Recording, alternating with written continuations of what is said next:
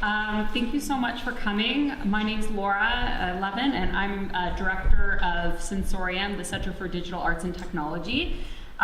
We are delighted to be launching our winter speaker series today with a talk by our distinguished speaker, Dr. Georgina Kleege, who will be introduced in a moment. The Peripheral Vision series, which focuses on critical disability arts perspectives on vision, is a collaboration between Sensorium, the Peripheral Visions Lab, directed by Professor Mary Bunch, and Vista, represented on our organizing team by Lauren Sergio. The main goal of the series is to explore innovative and nuanced perspectives on vision circulating in leading-edge scholarship on critical disability arts, and to consider how these perspectives challenge dominant understandings of the sensorium, the daily dance between multiple senses in our perception of the world, and the extension of this choreography through diverse media and artistic platforms. And by centralizing peripheral vision, we hope to think deeply about those perceptions of the world that might have been pushed to the margins within ableist models of vision and visuality, and how an expansion of our conception of the sensorium might better help to account for diverse experiences. Before we get started, we also want to thank our sponsors for this for their generous support. So Vista is one of the big sponsors of this event. We'd also like to thank the Departments of Theatre and Cinema and Media Arts, the Canada Research Excellence Fund, the Performance Studies Canada Speaker Series, and the Graduate Program in Critical Disability Studies. And I also just want to take a moment to profusely thank Mary and to acknowledge, and to acknowledge that she has done the majority of the heavy lifting in conceptualizing and organizing this series, and to say what a pleasure it's been for the center to collaborate with her.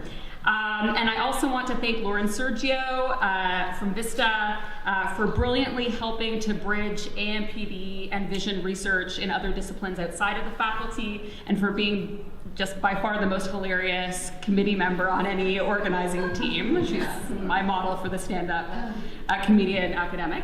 And I'm going to turn things over to Lauren now. Thanks.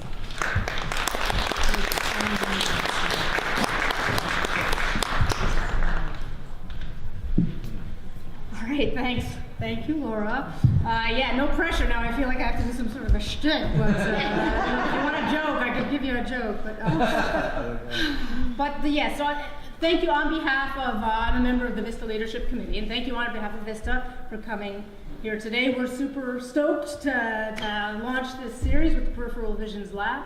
Vista is a Canada First Research Excellence funded program that brings together, faculties of science, engineering, health, arts, media, performance design, liberal arts and professional studies, and that's just at York. And we're bringing all this interdisciplinarity into the study of vision, visuality, its broader impact in society, both right down to the technical level of AI and artificial vision versus more sociocultural aspects. So this represents one of our most exciting new areas that we're getting out to.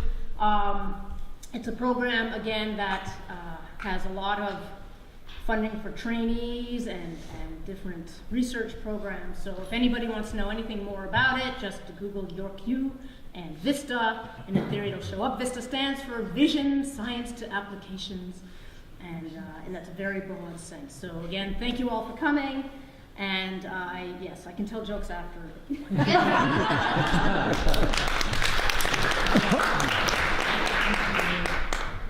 Okay, I'm back.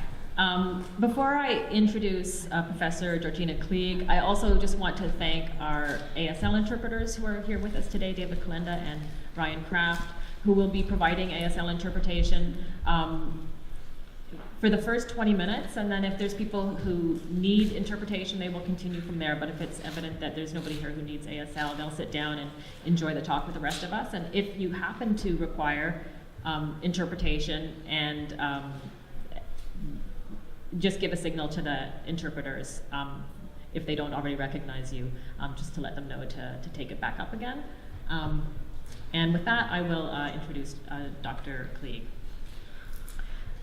Georgina Kleege is a professor of English at the University of California, Berkeley. We are super excited to have her here as a kind of inaugural speaker for the Peripheral Visions speaker series, which is taking place this semester at York University in various spaces around the Faculty of Arts. In 2 weeks, we have the next rendition of this speakers series, which both of our speakers are present today in the audience, which we're very excited about. Rod McCalco and Devin Healy will be speaking in 2 weeks today at 4 o'clock to 5:30. So I will prepare a sign-up sheet if people would like to add their email address to our sign-up sheet so we can make sure you receive our mail-outs. We'll make sure you get that information. And that will be followed by several more speakers in the coming months as well. Dr. Kleege has a collection of personal essays that is a foundational text in critical disability studies, and it's read by students and faculty and scholars around the world who are interested in critical disability studies. It's called Sight Unseen. It was published in 1999, and it includes an autobiographical account of Kleege's own experience with blindness and a cultural critique of depictions of blindness in literature, film, and language. A lot of the essays, as I said, are required reading, both for critical disability studies, but also public health, psychology, education, philosophy, and ophthalmology. She also has a publication titled Blind Rage, Letters to Helen Keller, 2006. That transcends the boundaries between fiction and nonfiction to reimagine the life and legacy of this celebrated disability icon. Kleege's latest book, which she will be speaking about tonight, More Than Meets the Eye, What Blindness Brings to Art, is concerned with blindness in visual art, how blindness is represented in art, and how blindness affects the lives of visual artists, how museums can make visual art accessible to people who are blind and visually impaired. And Dr. Kleege has extensive experience and sort of education in the training of the visual as somebody who was born to a family of artists and raised by, surrounded by visual artists throughout her life. She has lectured and served as a consultant to art institutions around the world, including the Metropolitan Museum of Art in New York and the Tate Museum in London. And with that, I would like to invite Dr. Kleege to come up to the podium. And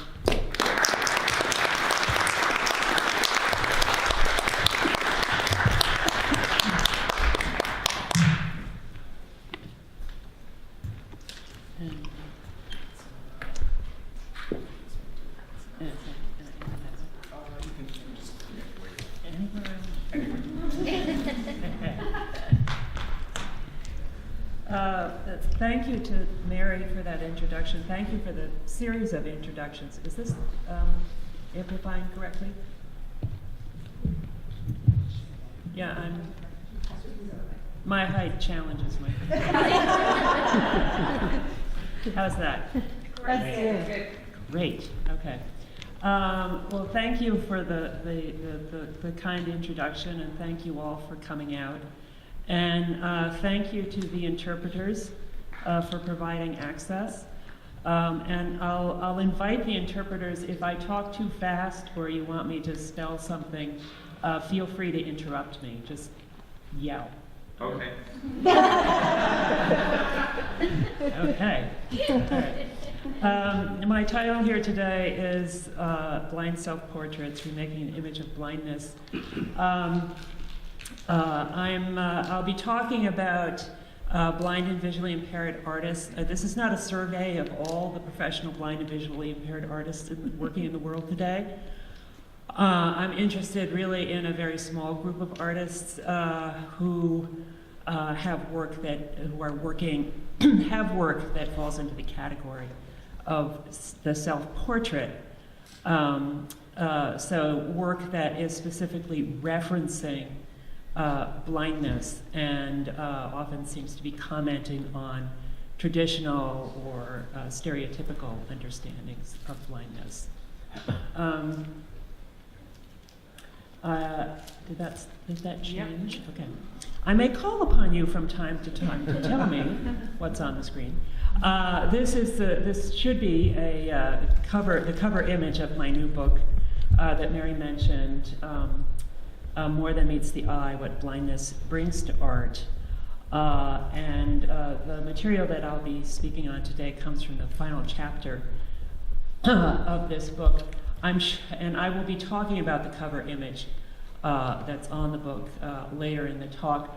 I put the image up here primarily because years and years ago, a publicist at my publishing house told me that you must always show the cover of your book because it will imprint in the minds of the audience. And then when they're in a bookstore, they will feel compelled to buy it.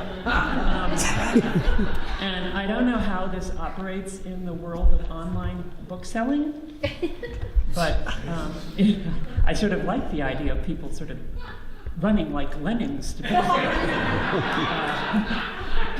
find the book. Okay. My next slide says disclaimers in very large font.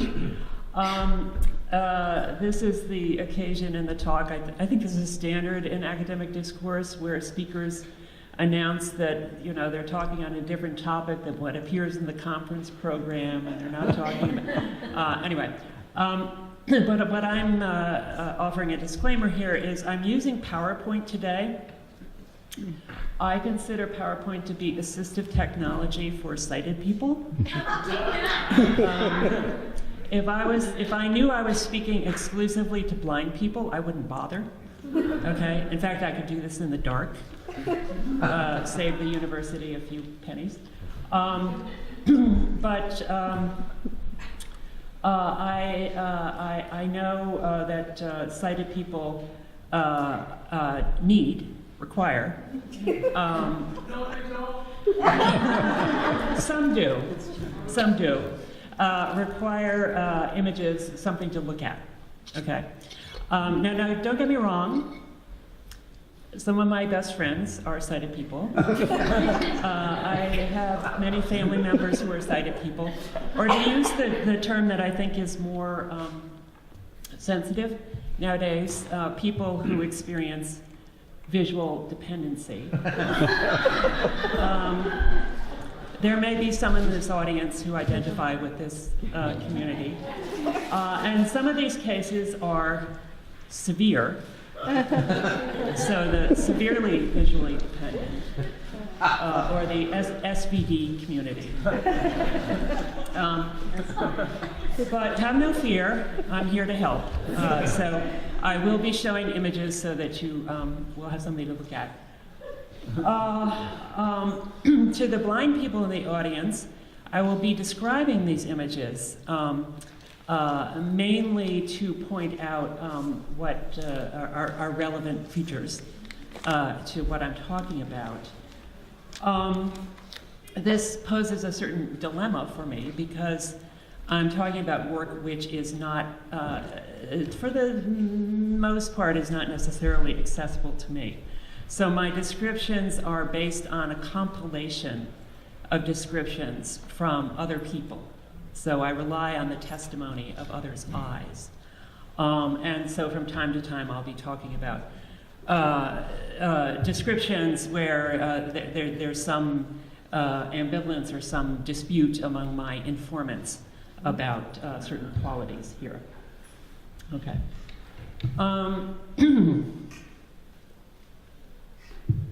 Did that change? It still says disclaimers. Oh, maybe I'm just going to do that forever. No, it's still, went two. Went two. Okay. Does this say Jacques Derrida? Yes. Okay. I begin with a book. I was inspired by a book by Jacques Derrida, published in the early 90s, called Memoirs of the Blind, The Self-Portrait and Other Ruins. It's actually an extended essay.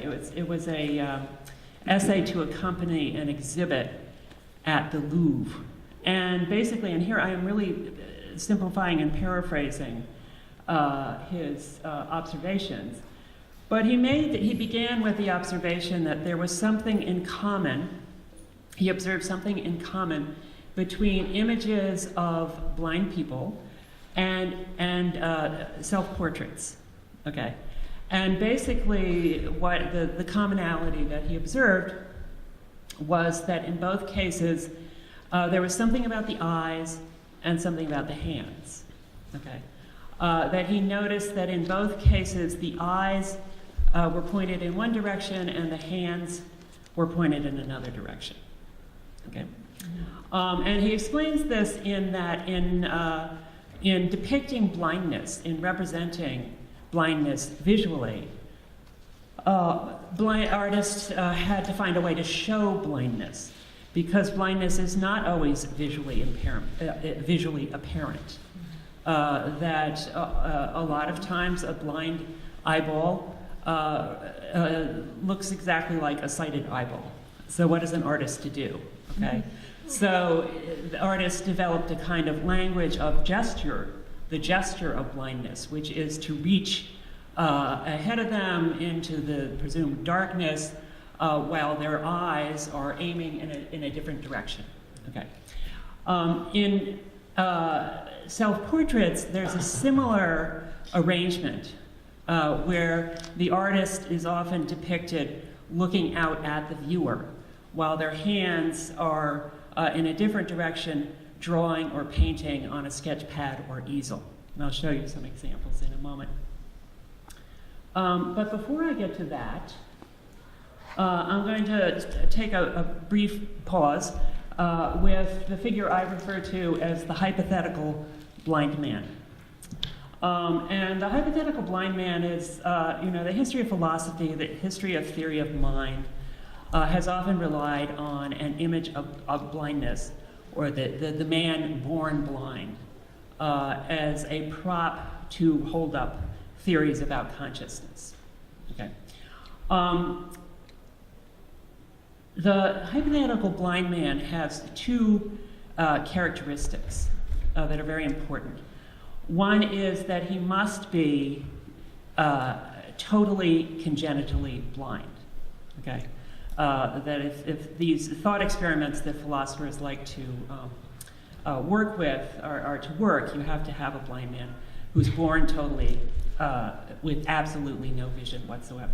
Okay, and because of that, the other characteristic of the hypothetical blind man is that because of this total congenital blindness, he lives at the margins, at the absolute outskirts of the human community. Okay, to hardly have any sort of connection with the rest of humanity. Okay, the image that I'm showing here is from Descartes' La dioptrique, or the optics. And Descartes uses the hypothetical blind man to contemplate various visual phenomena. For instance, he in this image he used to illustrate his speculation on the effects of having two eyes for sighted people. Why is it that we have two eyes but we only see one image? And how does that, the fact of having two eyes, allow for spatial depth perception? Okay. And so here he imagines the drawing represents a blind man whose hands are extended by two sticks in one direction, and his face is kind of in a different direction. I apologize if his face appears a little pixelated. That's what happens when you try to blow up one of these images, but I didn't sort of I didn't ask anyone to improve it because it's sort of part of his character that he's a little pixelated. Anyway, so his hands are extended, two hands are extended by two sticks, but his sticks are crossed. And Descartes was imagining that there's a sort of calculation that's taking place, that he's touching the ends of the two sticks, which are not visible in the image, are touching two objects, and so he's calculating the distance by calculating the angles that are made when the two sticks are touching the different parts of the object. Now, Descartes, of course, knew that blind people didn't actually use two sticks in this way. This is a thought experiment.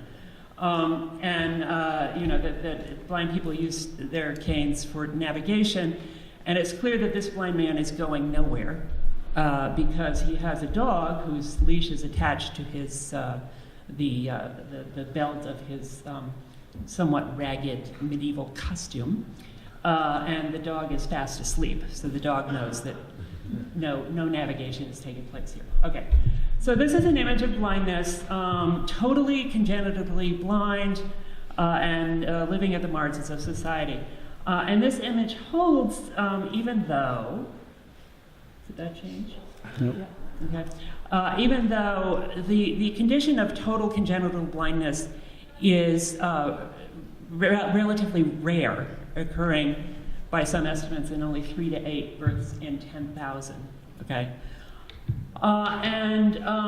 Even those children today in the industrialized world, even those children who are born totally congenitally blind tend to have a mainstream education, and so learn about visual culture and visual terminology and so on and so forth, as do other children. And then what is most often the case, that the majority of blind people are people who become blind later in life, and so can be assumed to have perhaps some visual memory, or to at least have had some exposure to visual terminology and concepts and so on.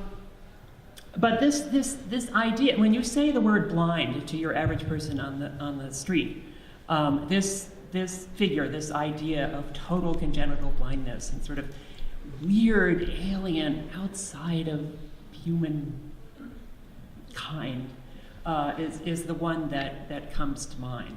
Okay, this leads to all sorts of problems.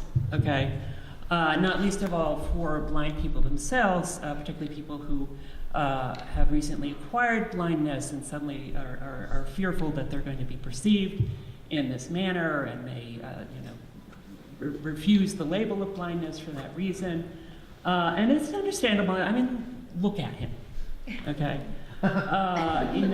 Here he is. He has a late medieval fashion sense. Prone to these random bouts of mental geometry. How can you talk to such a person? Okay. All right. So I'm interested in later, as I get into the work by the blind artist, I'll be asking to what extent is their work deviating from this image of blindness, or trying to reform or reformulate this image of blindness. But first I want to talk a bit about the genre of self-portrait, and look at some examples of that Derrida describes. Nothing? It should have a little bell. Oh, yeah. Okay, I can be involved. Did that change? Okay, so this is a Rembrandt etching of Tobit, the blindness of Tobit. Many traditional representations that Derrida talks about are biblical blind people. Okay, so here we see, it's an etching, it's in black and white. There's a man, again, in a sort of medieval robe, whose hand is in some kind of temple setting. His hands are reaching in one direction, his gaze is sort of in another direction. Okay, so kind of. Okay, this is a self-portrait by an artist named Katarina von Messen, which I'm probably pronouncing incorrectly. Does anybody know how to pronounce that name? Okay, we'll go with my pronunciation. And I chose this. Derrida does not talk about this image, but I chose it because apparently this is the earliest example of a self-portrait with an easel. So this particular genre of self-portrait where you have the artist depicted with his or her work in progress. Okay. So this is an image of what's the date on that, Tanya? 1548. 1548. Okay, so it's a young woman. She was in her 20s when she produced this. She has a sort of cap on her head, and she's wearing a garment of the period in dark colors. And she's assuming the sort of classic pose of the self-portrait where she's looking over her right shoulder at the viewer. Her hands are oriented in the other direction, and there's an easel there, and there are images visible on the easel. Okay. And Derrida makes a lot of the look in the eyes of the self-portrait. And he, that there's a sort of characteristic look that's gazing out at the viewer, but maybe not quite hitting the mark. He says that the look in the self-portrait's eyes come from the fact that self-portraits prior to the photographic age were made with mirrors. So the artist propped up a mirror in front of them and then drew or painted what they saw in the mirror. And this is a kind of a feat of eye-hand coordination, right? Because the artist has to look, then look at what they're drawing, then look back. So Derrida talks about how the artist is both painting from life and painting from memory, because in that split second of moving from the mirror to the painting, there's a moment of memory. He says it's a moment of blindness, right, where they're drawing not what they just saw, but they're drawing what they have yet to produce. He talks about that there's a way in which we as the viewer are seeing what the artist saw in the mirror, but also taking the place of the mirror, okay? So that there's a quality of looking into a mirror and seeing somebody who's not you, okay? So I'll just show you a few other more familiar examples where there's sort of something similar going on. This is another image of Rembrandt. I chose Rembrandt because he made so many self-portraits. This is a little unusual. It's a, sorry? Oh, you went to? I went to? Okay, so I went to Van Gogh. Okay. Yeah. Okay, there's Rembrandt. This is the artist in his studio, and it's an early self-portrait. Rembrandt's has many, many self-portraits. He's actually standing in front of a very, very large easel. And writers who write about this image often talk about how he's dwarfed by his future artwork. Okay. I'll just go quickly. Do we have Van Gogh there? Yes. Yeah. Okay. Also, another artist associated with self-portraits, many, many self-portraits. The convenient thing about self-portraits for an artist is you don't have to find yourself a model. If you have a mirror, you can make a self-portrait. And this is one where the sort of characteristic Van Gogh palette of blues and golds. He has his easel, and his expression has been described to me as sort of squinting, kind of quizzical.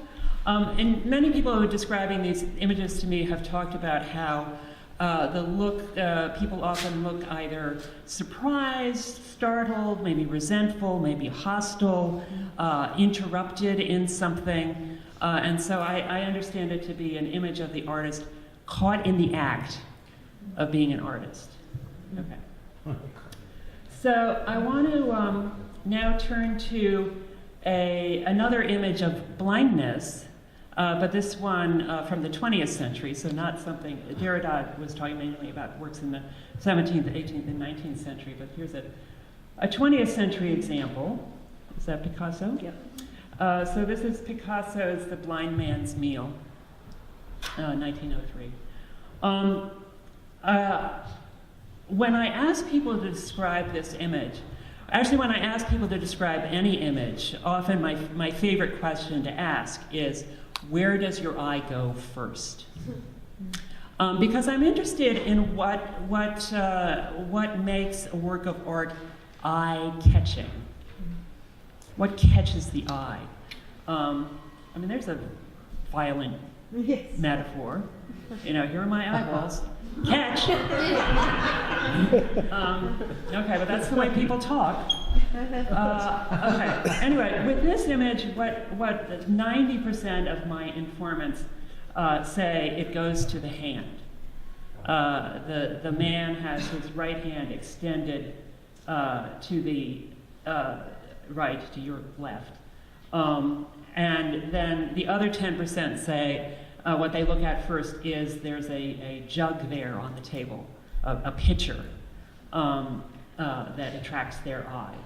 But basically, the eye goes to that particular area. And one of the reasons is that I'll talk about the exact position of the hand in a minute, but one of the attractions to the eye is that the jug is a kind of dull orangey gold color, whereas the rest of the painting is blue. Everything in the painting is bluish.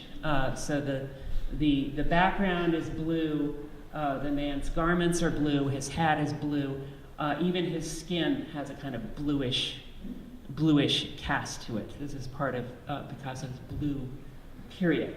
And since this gold color is, Picasso was a traditionally trained artist, and he knew about traditional color theory, and he knew that the gold color was at the opposite side of the color wheel, and so it created high contrast so that the eye would go there first, aided by there's a little square glint of white on the surface denoting light shining off the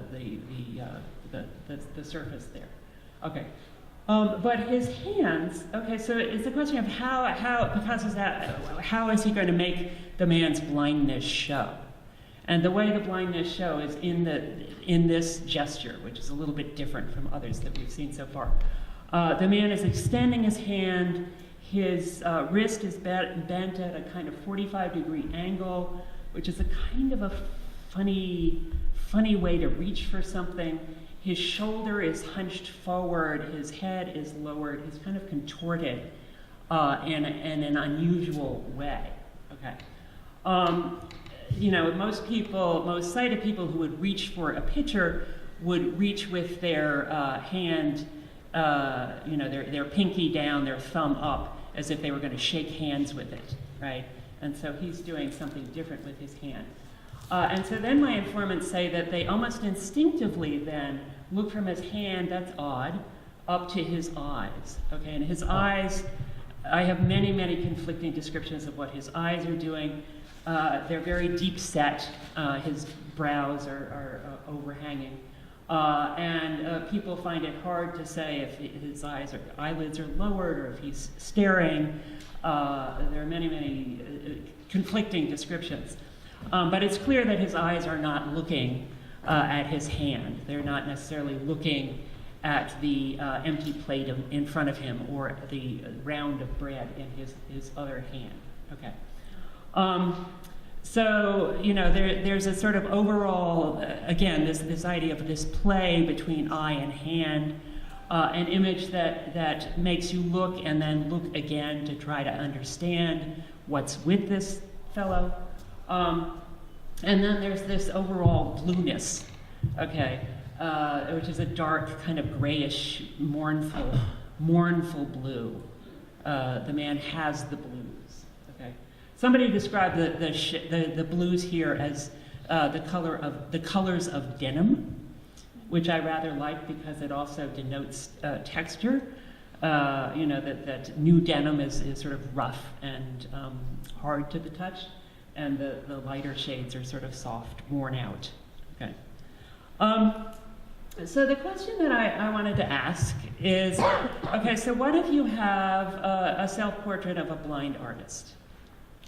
Do their works conform to this pattern of eyes and hands? Is there always this sense of isolation and mournfulness? Is there always the color blue? Okay. Nope. Oh, yes. Okay. Oh, is this text? Yes. Yeah. Okay. This is a direct quote from Derrida, and it's sort of summing up some of what I've said already. If to draw a blind man is, first of all, to show hands, okay, show hands, because the eyes don't necessarily show blindness. It is in order to,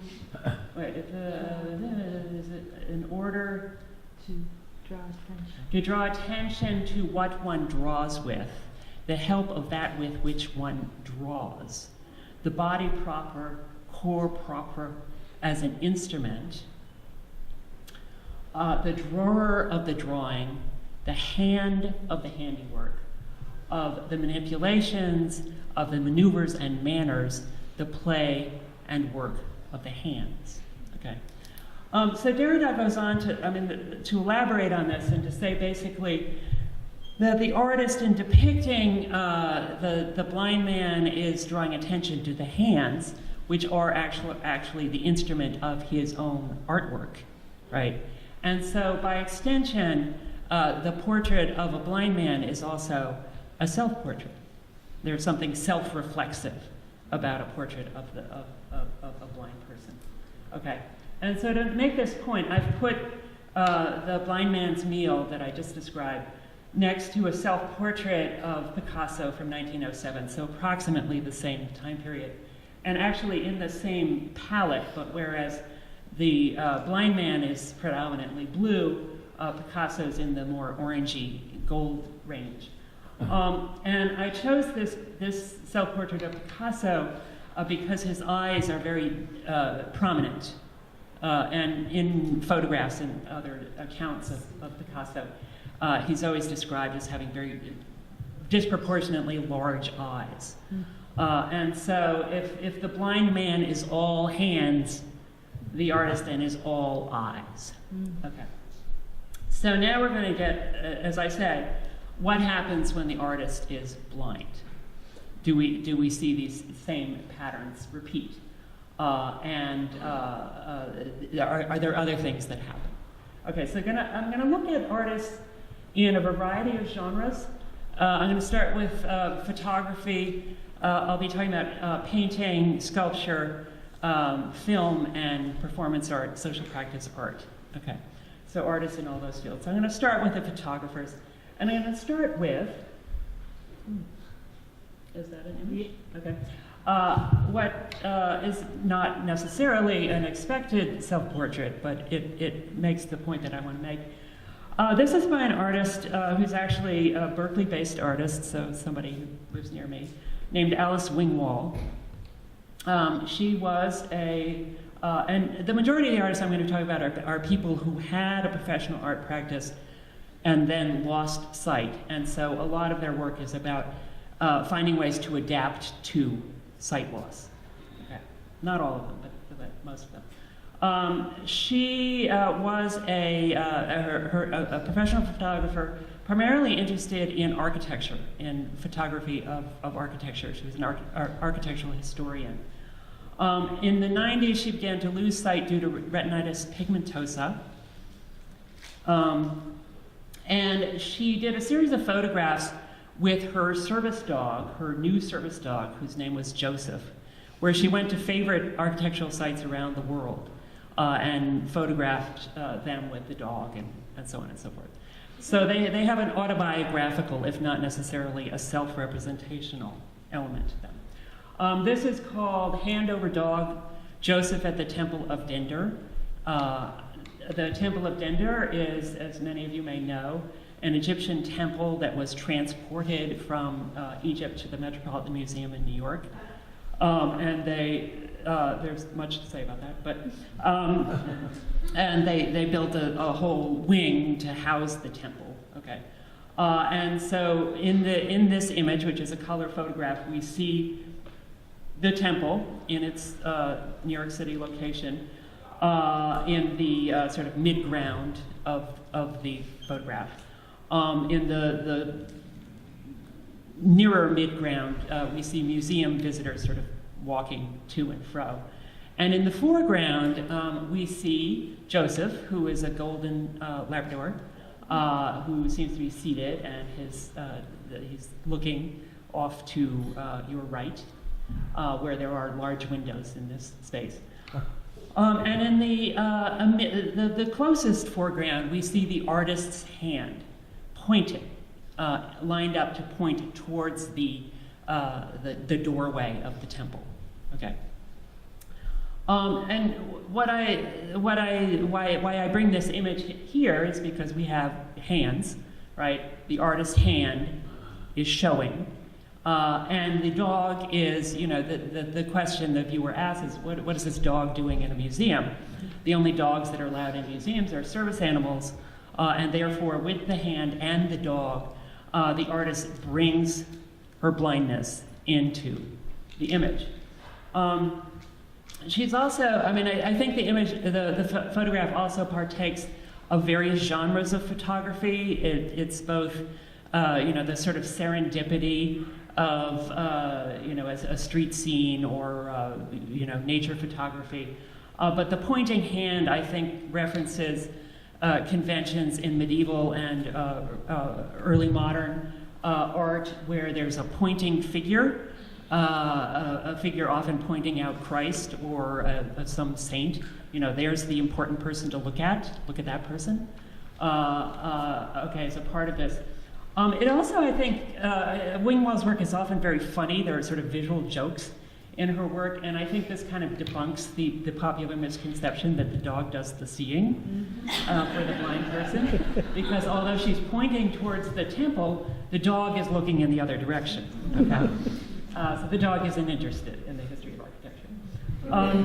Wingwall says that when she was a sighted photographer, she was reactive. That is, she sort of waited for something to happen before she snapped a picture. As a blind photographer, she became proactive. That is to say, she planned in advance the image that she wanted to achieve and then set up conditions that would make it possible. Okay. I'll show you another image by her. Did that change? Yep. Okay, this is sunset over the Gulf of Mexico. This is a later photograph.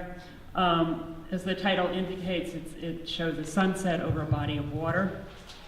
But the image is dominated by the artist's left hand. So again, we have the artist's hand in the photograph. And the hand is holding a pair of dark glasses.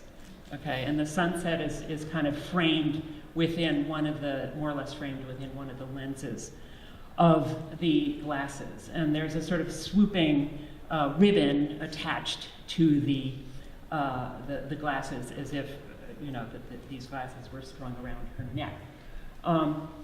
So again, the hand is kind of a joke, as if this is a tourist photograph going terribly wrong, that she forgets to get her hand out of the way of the camera.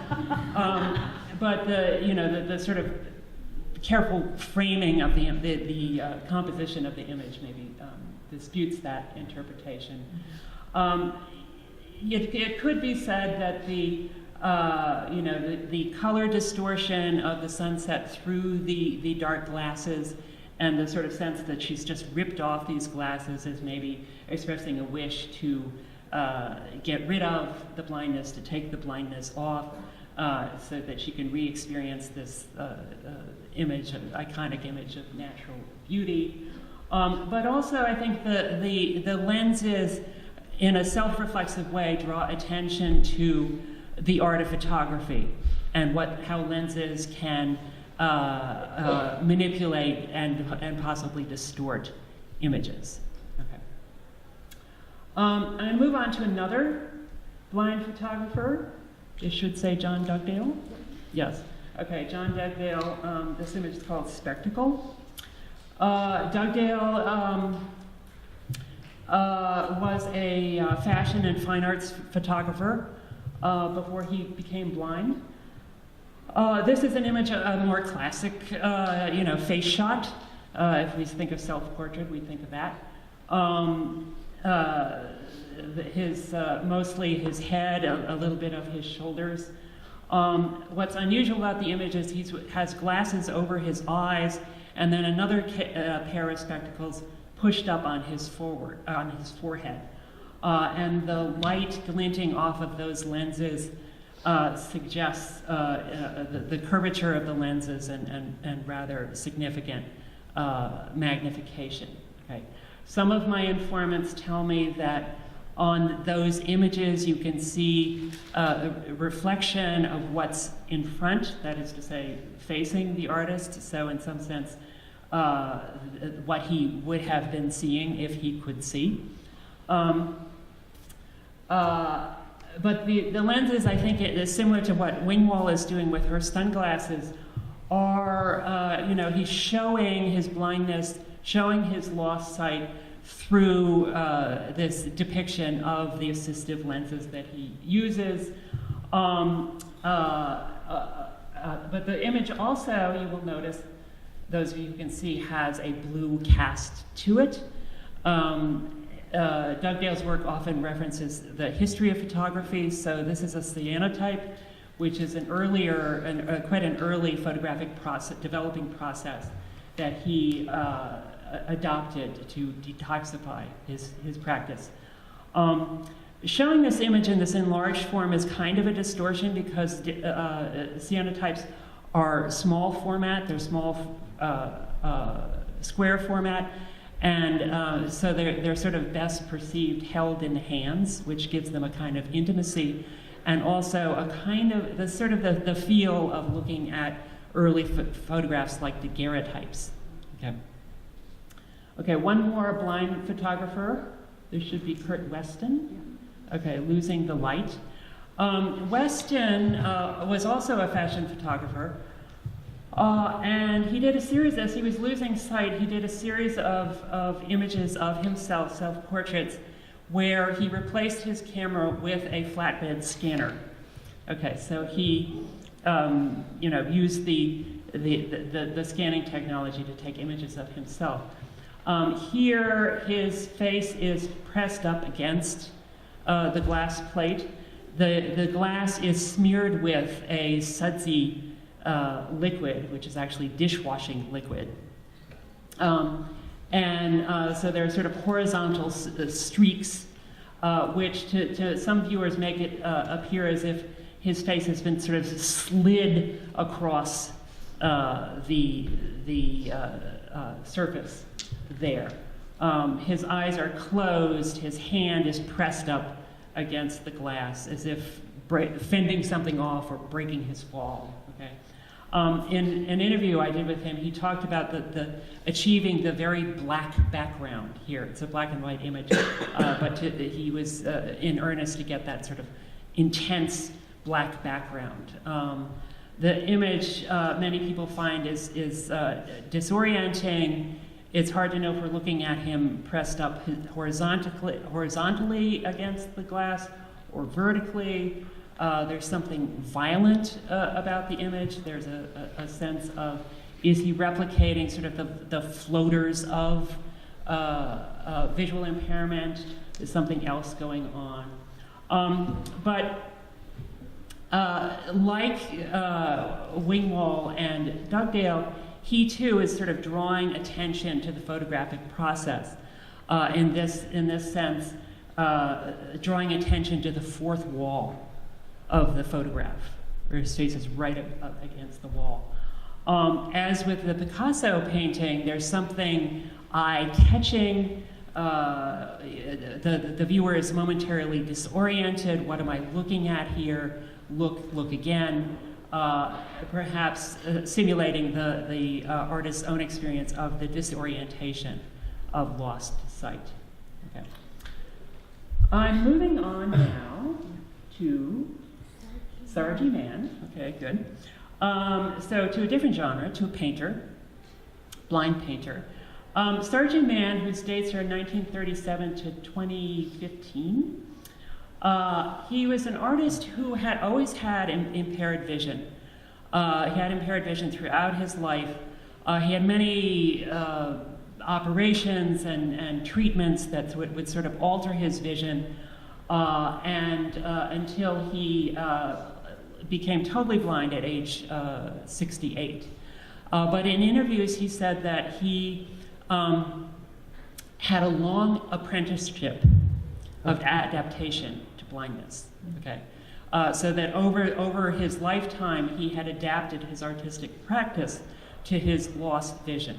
Okay, so he had all sorts of ways of doing things non-visually, so that when he lost his vision, he was sort of prepared for it. Here is an image of him. This is not a self-portrait. This is somebody took a picture of him. He's marking out a canvas. He would mark out his canvases with using blue tack and sort of string and wire and so on and so forth, so that he knew where he wanted to apply his paints. He always had his paints and brushes sort of in meticulous order. Nobody was allowed to touch them and get them out of order, so he knew where everything was. Okay. The story, and this is well documented. There are documentaries of him. There's a book about him. When he became totally blind after one sort of final operation, he didn't know what he was going to do. He didn't know if he could continue his artistic practice, but he went into his studio and he had a canvas there. And he knew where all the paints were, so he squeezed out some blue and he loaded his brush, and then he touched the canvas, and in his mind, he says he saw blue. Okay. And he thought, oh, that's interesting. And so then he thought, well, let me try another color. So he tried another color, and he saw magenta. Okay. So he was doing this for a while, and then his daughter happened to be passing, and he said, come here and look at this. Describe what you see here. So she described it, and it coincided with what he thought he was doing. So he said, okay, I'll keep doing this. And so he continued his artistic practice for his few remaining years. And his dealer and his many celebrity collectors could not determine a difference between his work pre and post total blindness. Okay, that's the story anyway. His collectors include people like Daniel Day-Lewis and Bruce Springsteen, who apparently is a collector of contemporary art. Who knew? Okay, this is a self-portrait of Sergeant Man, and this is the image that's on the cover of my book. It's a little uncharacteristic of his work because I think at first glance it looks like pure abstraction, that there's sort of a central swirling mass of blue and violet and black, surrounded by complementary colors of green, yellow, orange. But after a couple of minutes, most people see a sort of silhouetted figure, head and shoulders of someone. So it might appear of an image of someone with a bright window or a garden scene behind them, so the light source is behind them, so that there's shadow on the face in front of them.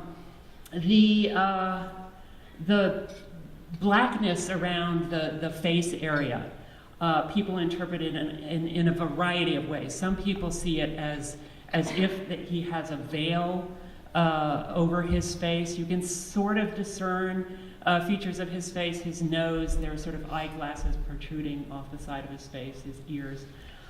Some people see it perhaps as that there's a kind of a horizontal brush stroke at the level of the eyes, as if trying to scrape off or erase or paint over that particular area. This might denote some grief, some mournfulness, like the Picasso or like the black backgrounds in the Kurt Weston. But it also may be a more emotionally neutral, matter-of-fact attempt to depict the loss of visual acuity and the sense that shadows have a denser materiality. Okay. Moving quickly to another genre of film, I'm talking briefly about Derek Jarman's Blue, which was a film of 1990-something, 3. I have here an image. This is not a self-portrait of Derek Jarman on the left. That was somebody else took a photograph of him. But I know people like to look at the artist. So there he is. He has eyeglasses and a sort of flat cap, and he's staring out at the viewer. The screen on the right is showing a blue screen, and there's a man standing there who's also not Derek Jarman, but I thought it would be a good idea to have a person there to show you that it's not just a blue screen. Jarman's film Blue is a 70-some minute film where what appears on the screen is this blue screen. Okay. It's an autobiographical meditation on his experience of sight loss. he said that he set out to make an autobiographical film without any images of himself and without any images of anybody else or anything else. Okay, it's just 70 minutes of blue. Okay, there is a soundtrack, quite an elaborate soundtrack, which goes back and forth between sort of the artist and other people. The artist kind of reading from his journals and notes and letters, meditating on different experiences. So we hear him in a cafe, we hear him in an ophthalmologist's office, we hear him in a hospital infusion suite. And this is intercut with a sort of fantastical narrative with a blue-eyed hero named Blue. Okay. And there's all sorts of sort of sonic, there's bells and singing and chanting and so on and so forth that goes on. He wanted to do this, he wanted to have a autobiographical film without images of himself in rebellion against the many, many images of young men and older men with AIDS at the time, which he began to feel had a sort of conservative, heteronormative message about, you know, look what happens to people who are gay. Okay, so he wanted to deprive the viewer of images. In some sense, he wanted to deprive the viewer of images as he himself, as a filmmaker, was being deprived of images. But there's also a kind of a liberatory, you know, there are many, many statements throughout the film of being liberated from images. The images are the prison of the soul, and he's declaring a sort of freedom from the images. What was I going to say? In some sense, I think my reading of the, I know what I was going to say. There's also, the film can be understood as a radio play, actually. And in fact, in the early, when it first came out, it was simulcast on BBC television and radio, so that the home audience could have a complete sonic and visual experience. Okay. And in that, I think Jarman was maybe making a statement about a reorientation. So loss of image, but also a reorientation to oral hearing, auditory perception from visual perception. Coincidentally, and I'm convinced this was not his intention, this is a completely accessible film to a blind person. And as a blind person who still has some color perception, in particular of blue, the thought of spending 73 minutes in a dark theater looking at nothing but blue kind of makes my mouth water. Though I know that if it were shown today, the darkness of the theater would be periodically lit up with people taking out their smartphones. They couldn't stand not having something to look at. But anyway, I think that, you know, my sort of positive reading of this film is maybe influenced by this personal association. That the overall quality of the film is elegiac. There's a sort of repeated motif of the repetition of names, presumably of friends and lovers who have died of AIDS. He's also not squeamish at all about talking about his own pending mortality. Okay, but still there is this movement from the visual to the auditory, which is happening here. Okay, few images. Yeah. Of Carmen Papalia, who is a Canadian artist, a Canadian social practice artist. So I'm showing you images, though of course these works are ephemeral and site-specific, but I have some images of a couple of his different projects. Papalia, who's actually the youngest of the artists that I'm looking at today, and an artist who did not have an artistic practice before losing sight. But a lot of his work Well, this is a project where he is showing his blindness through his white cane, but through an excessively long white cane. This is like a 15-foot long white cane, and he has another cane that's like 20 feet long. Okay, so there are images of him with the long cane where he's standing on one street corner, and the cane extends all the way across the street to the other street corner. So he takes these canes out into the environment and walks around with them. And in some sense, he's maybe commenting on the feeling of being overly conspicuous as a newly blind person, taking up too much space in the urban landscape. You might think that the excessively long cane maybe has phallic implications.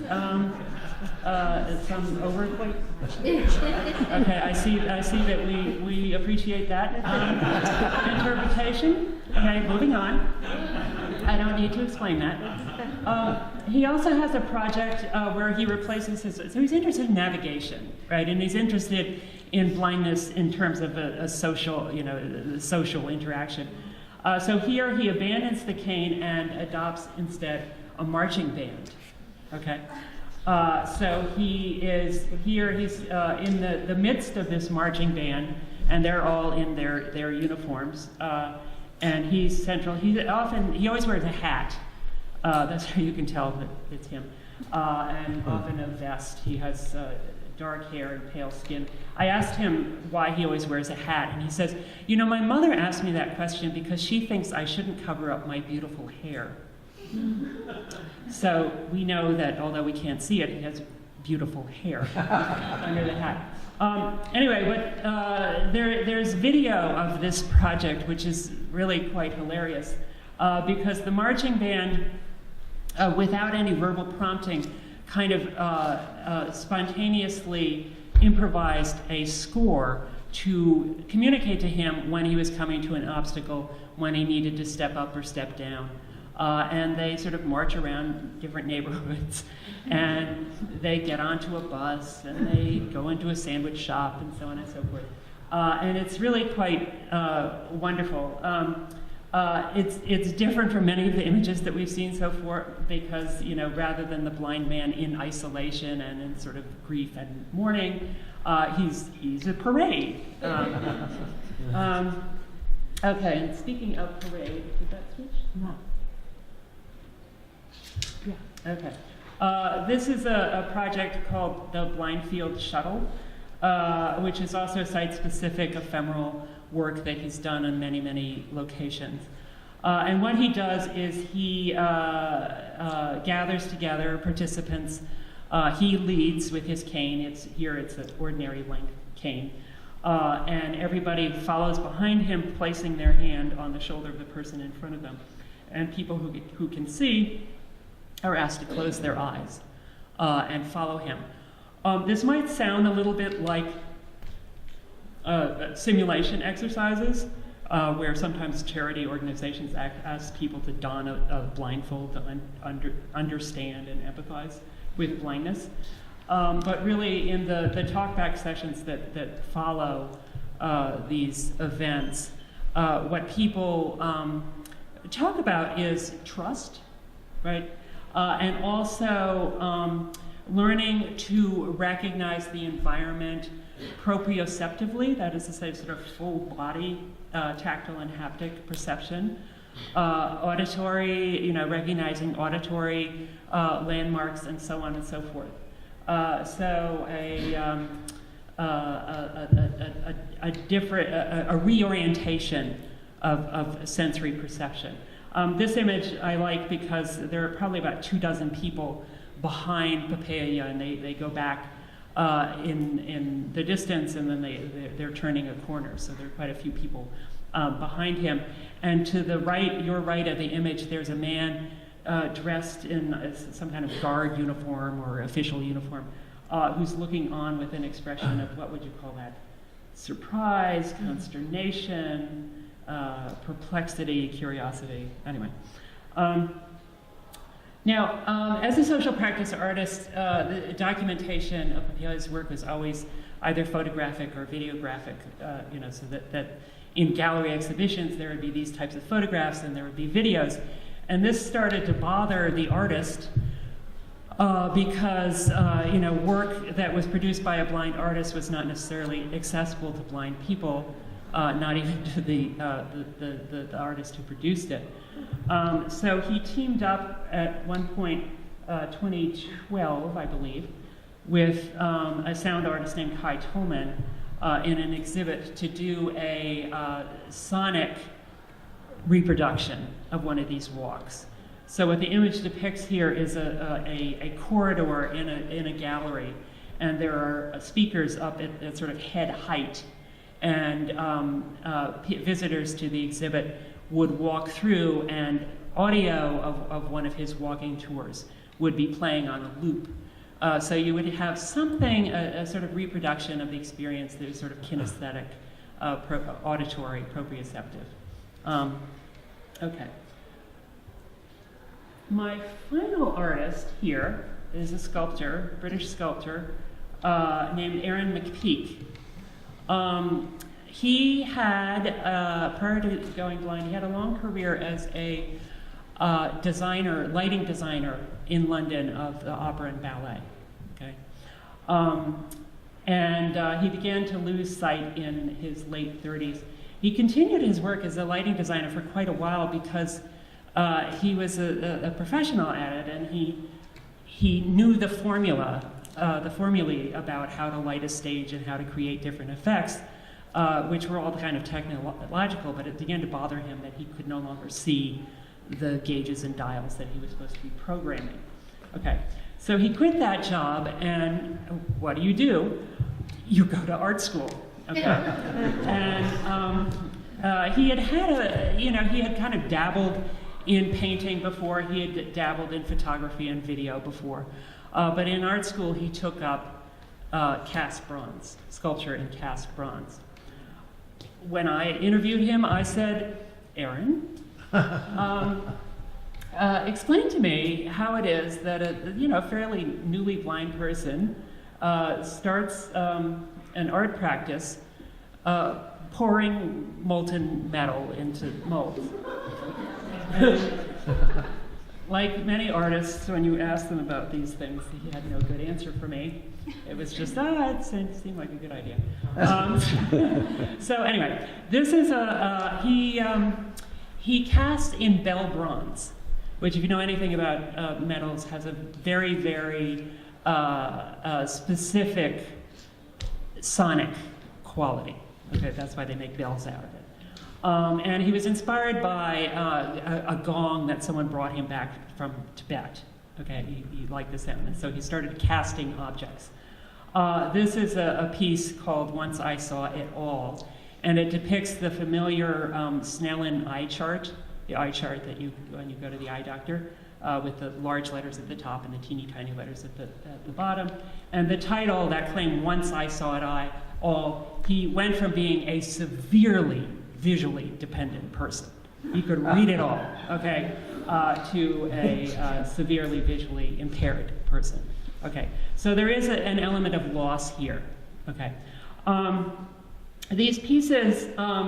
So there's again, as with Papilla, as with Jarman, there's a shift from the visual to another sense, the auditory sense. These pieces also, I'll show you some others. Is that new? Yeah. These pieces also invite the touch. In fact, it can be said that they're only fully activated when they are touched. The artist provides little mallets that you can sound these gongs with. Okay. So he casts objects from his past, from people he's lost, from his own childhood. So here on the left we have Eileen's palette. His mother was a painter, so this was a cast of his mother's palette. Okay, so it has the shape of the palette, and there are little blobs of paint, but it's in bronze, so it's all monochrome. And then on the right there's the image of my Teddy Brownie, which is a cast of a much-loved teddy bear. So there's loss also, even though you can touch these and feel this form, so you can recognize it's a palette, you can recognize it's a teddy bear, but there's the loss of the tactile and haptic specificity of the previous objects. And in the case of the artist's palette, there's also the loss of the olfactory, of the telltale scent of oil paint. Okay, so the form is there, but much has been lost. Okay. The final image that I'm showing here is a self-portrait. The blind Narcissus. What did he do? The blind Narcissus. What's it say? Invents his own mirror. Invents his own mirror. So we're sort of going back to Derrida on this idea of memory, of mirrors, of self-portraits and mirrors. This is a cast of the artist's head and shoulders, though it is not made, I have to say, as a death mask cast. That is to say, in a death mask cast, the artist presses his face into a medium and then casts from that. He's fascinated with, because he was a lighting designer, he was fascinated with shadows. So he took a photograph, he set himself up, took a photograph of his shadow and then transferred that into a sort of three-dimensional shape and then cast from that. So that the cast itself does not have is a kind of abstracted face. And it's covered with a mirrored surface. So when the viewer looks at it, you get a kind of, what do you call that, funhouse distortion. Okay, so you're looking at yourself, but it's a distorted image of yourself. You're looking at an image, a somewhat distorted image of the artist. Okay. So McPeak is interested in work that is activated by touch, that the touch releases sound, that they're visually interesting, they're sonically interesting. He also talks about how, in handling bronze, there's often a telltale scent that's left behind. Some of his work, which is exhibited outdoors, he suspects that people, particularly children, may be licking. Okay, so all five senses can have a play here. Okay, in this final slide, if we can make it work, I'm going to let you hear this gong. And if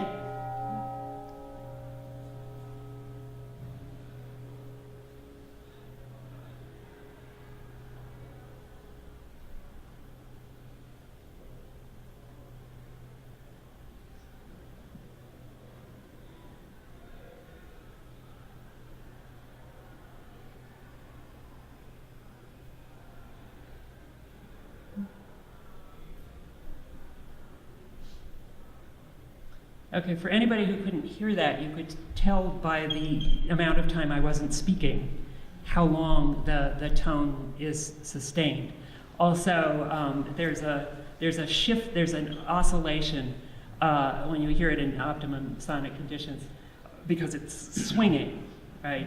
And there's a little creak of the floorboards of the artist sort of standing as he sounds his gong. Okay. I am going to conclude there, and I will happily take questions and comments from the audience. Thank you.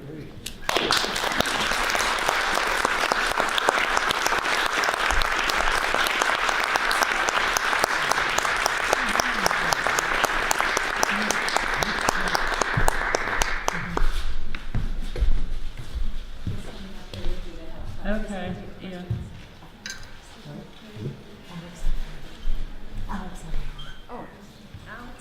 Oh, are we passing microphones around? Is that? Nope, there is I can repeat. I can project. And I can repeat your question. Okay, thank you. That was really interesting, and I just kept thinking especially through the. By the way, my name is Alex, and I'm blind. Mm-hmm. I just kept thinking through the discussion about the portraits and the visual art that is still. Mm-hmm. Not moving, and this idea that, and I think it's very true that blindness, is portrayed through movement Mm. rather than stillness. Mm-hmm. And the gestures in those pictures or portraits were communicating blindness. Those same gestures performed by a sighted person would communicate perhaps an emotional reality. Yeah. And I just wonder, how do we get beyond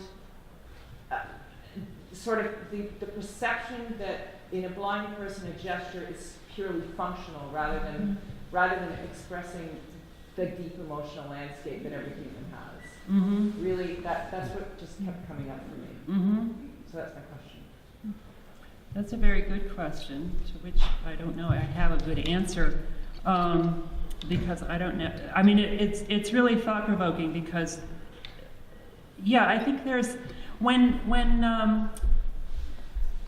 sighted actors portray blindness, there are two things they do. They grope, Yeah. right? So they move around with their their hands are always extended in front of them, trying to find things, and even in their own familiar environments, right? Yeah. This is my home, but things might have moved. Yeah. So there's that. Yeah. And then the rest of the time, they tend to, as it's described to me, tend to depict blindness as without gestures, Yeah. right? Without body language, without, I can't help it, I'm moving my hands, and without facial expressions. So in a way, for a sighted actor to make the blindness legible, right, those are classic techniques.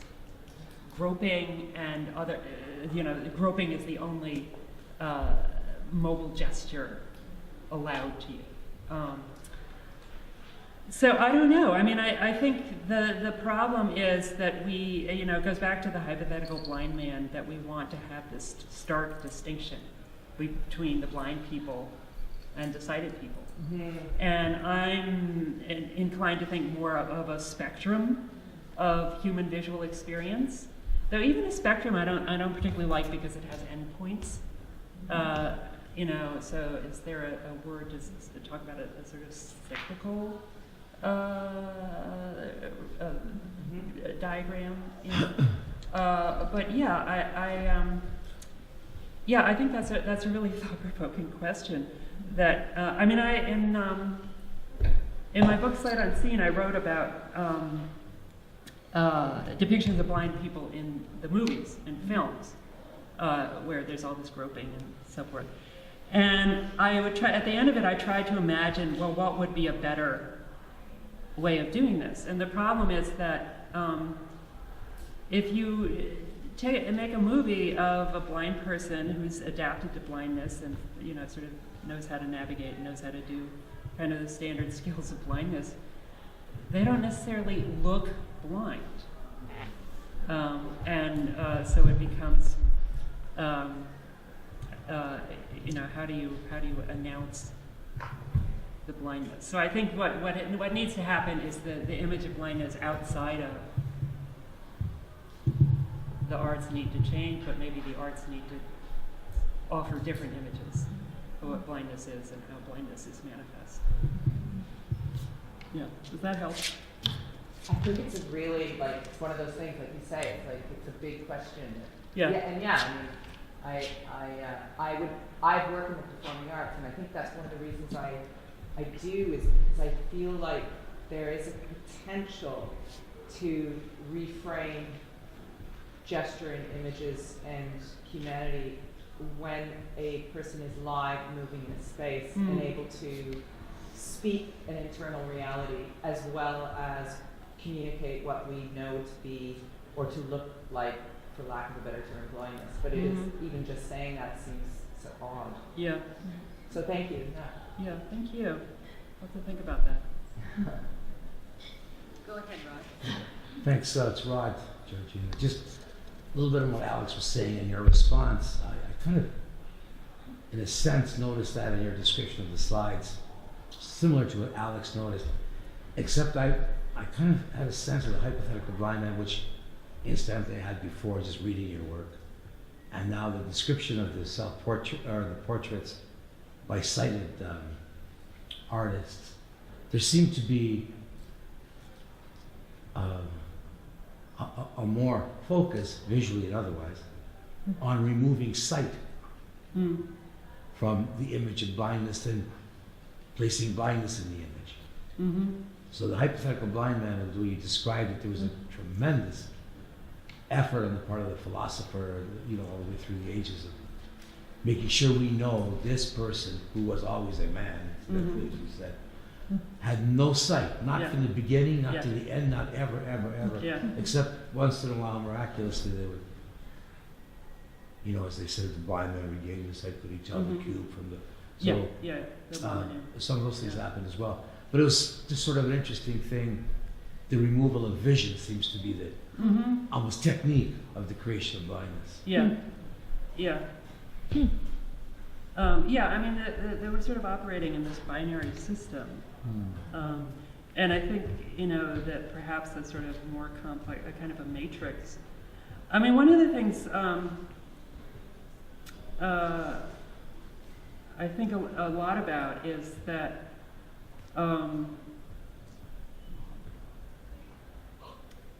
is adaptation.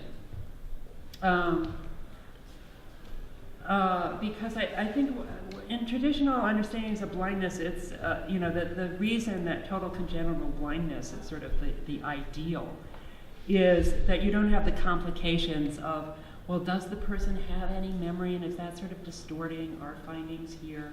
But there's also an idea as if the blind person lives in such isolation, they've never had the opportunity to exist in the environment, to, as Alex says, to move through space, you know, sort of figure out other ways of doing things without vision. When, you know, for blind people in the audience, I'm sure that's sort of the central to the experience, right? So that there's this ideal of a blind man, born totally congenitally blind, and then sort of like locked up somewhere, so that he never, you know, he never sort of figures out how to do stuff, and that becomes a suitable subject for thought experiment, because real blind people, there's too much complexity, right? And so that it sort of taints the results potentially. So, yeah. Yes, in the back. So I don't know if you guys hear me from here. Sorry if you can't hear me. I'm Catherine, I work for Vista, and I'm new to the programme, and I'm constantly looking for new avenues perhaps to bring different faculties together. And I just wanted your opinion in terms of having spoken to we work with lots of visually impaired artists. Are there any technologies that you feel have bridged that gap between those who are visually dependent and those who are visually impaired, or are there any technologies ahead that you think will help with that understanding?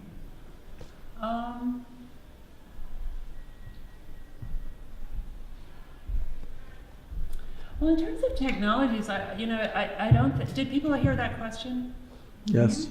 Okay, Catherine is from Vista and is thinking about maybe the future of technologies that might bridge the gap between those who are visually dependent and those who are visually impaired, and particularly in the context of art making and maybe art perceiving.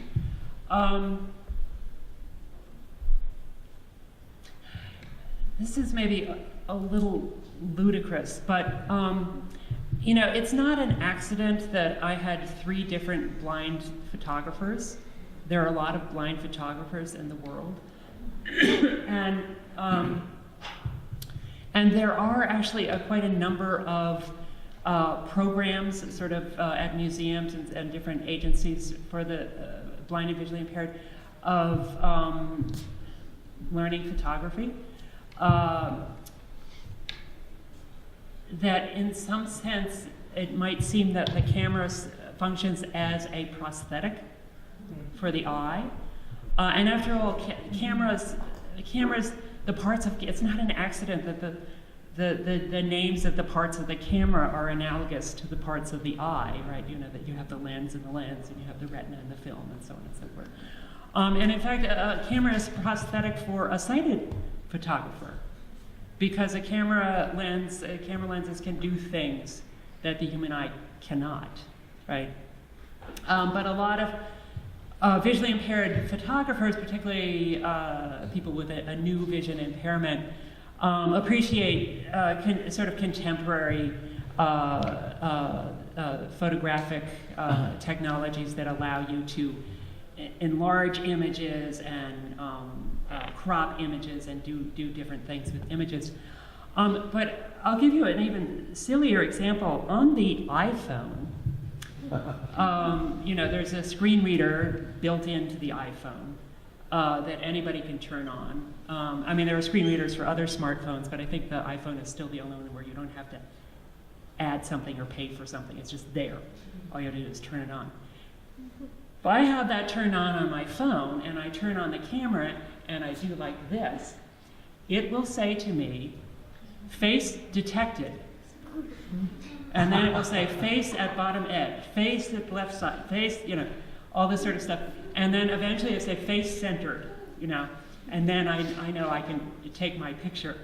And conveniently, it also, if I aim it outwards, it will say face detected, 2 faces detected, you know. And it even will do this with dogs and cats, if I can get them to hold still. But it seems to be, I mean, there are apparently neurons in our brains that are face detectors, and apparently they've duplicated this in the iPhone camera technology. Of course, what's interesting about it is, at least at this point, it's set up to allow me to take a very standard selfie. You know, if I want to take a picture of a beautiful sunset or a landscape or, you know, something else, or even if I don't have both eyes visible, it doesn't detect a face. Okay, so it doesn't say face in profile. I don't think. I may have I haven't updated it. But so, you know, I think there are the possibility of artificial intelligence and audio description added to the photographic technologies that might aid blind artists, blind photographers. I could imagine that happening. And possibly also aiding sighted photographers, right? You know, telling you things about the lighting or the composition or, you know, different things that you might not know as an amateur photographer. That's the thing that I can think of at the moment. Yeah. Okay, I think we've pretty well run out of time for questions, but a couple of quick things before we thank Professor Kleege one more time. One is I wanted to remember to thank all of the grad students who helped with access today, as well as thanking Georgina for considering the access needs of the visually dependent. Together, I think I feel for the visually impaired. They have a hard life, and yeah. And also to remind people, at the beginning I mentioned that I was going to send around a list if people wanted to sign up. I've misplaced my clipboard. I'm sure it's there in the room somewhere. But if people would like to, there's no pen on it, I don't think, but people can also come up to me and give me your email address or email pvl@yorku.ca if you would like to be added to our list for the series of events. Also, if you have any feedback or comments about access, we're trying to build towards having as accessible events, and we're learning as we go. So if there is something that would have benefited you or something that really worked for you, let us know so we can continue to do it or add it in. Thank you.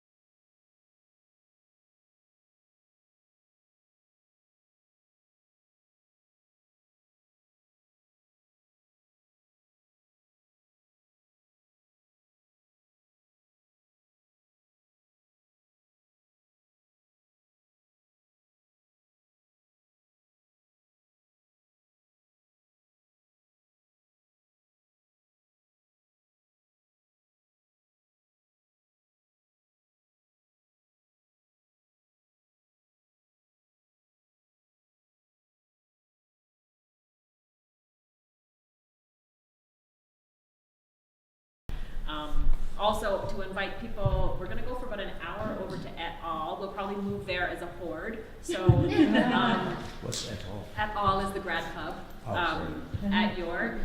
So if people would like to join, to have some discussion, and further conversation, you're welcome to join us. We're gonna stay there till about 5:45 or so. That's in Ross Building? It is in the Ross building, but I don't know how to give directions off the, yeah, it's sort of complicated. It's all weird, windy hallways. So I would say just follow, like, be a horde, and we can just go over. Lauren, did you have the master class? Yeah. I'm sure we could fit a couple more people in. So there is a master class tomorrow, starting at 11 in the sensorium. If you're interested in that, please email me at pbl@yorku.ca, and I can give you instructions on how to find that. It's in the adjoining building to this building on the 4th floor. It's a little bit complicated to find. There is an elevator, but you need to contact us because you need a swipe key to access the elevator that goes to the 4th floor. So if you need an elevator to enter the place, please contact me. Or if you need directions to this place. And let me know you're coming, because it's a loft. It's an intimate space, so it's not going to hold 40 people or something. So we do have is there a number limit on that room, Laura? There isn't really, but we probably don't have over 40 chairs in there. We don't have over 40 chairs, so. But In fact, yeah, we have far less than 40 chairs. there is space for a few more people if you like. Did you have a comment? I was just wondering if it's possible to share